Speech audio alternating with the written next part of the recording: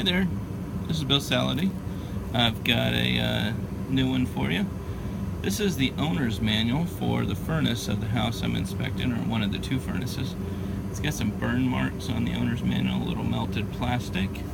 The reason was that in the furnace combustion chamber area that's there, you see the orange glow because they put a little bit of wire in there to make it a little more efficient. So even though you see the orange, it is okay.